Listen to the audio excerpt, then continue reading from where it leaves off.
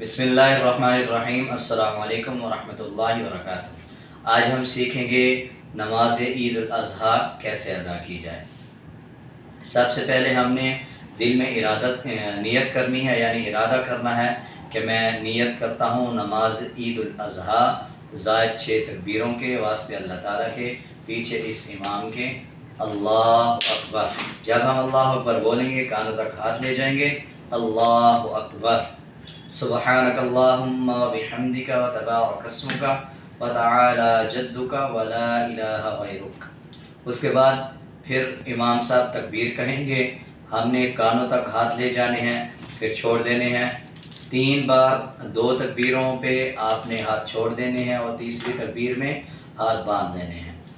अल्लाहु अकबर, अल्लाहु अकबर, अल्लाहु अकबर। अब आपने खामोशी के साथ खड़े हो जाना है।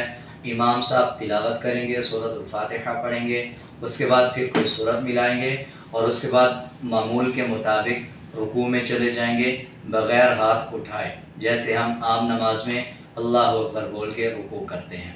उसके बाद जब हम दूसरी रकात के लिए खड़े हो जाएंगे तो अल्लाह अकबर बोल के हाथ बांध लेने हैं, हाथ कानों तक नहीं ले जाने। आम जैसे हम बाकी नमाज़ें पढ़ते हैं मामूल के मुताबिक दूसरी रकात के लिए खड़े हो जाएंगे। फिर उसमें इमाम साहब तिलावत करेंगे, फातिहा पढ़ेंगे, सूरत मिलाएंगे।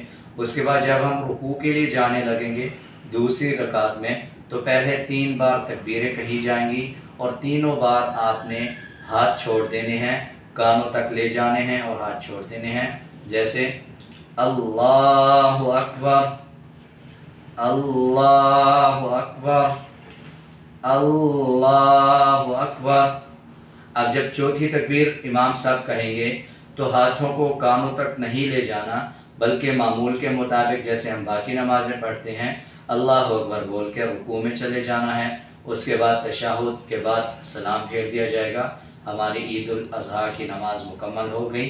फिर उसके बाद इमाम साहब खुतबा देंगे, खुतबा सुनना है, उसके बाद दुआ मांगनी है और हमारी ईद नमाज मुकम्मल हो गई।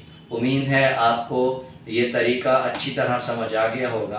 अगर आपको कुछ समझ नहीं आया या आप कुछ पूछना चाहते हैं तो आप कमेंट सेक्शन में पूछ सकते हैं। आज के लिए इतना ही, मिलते हैं एक नए सबक के साथ। अल्लाह हाफिज़।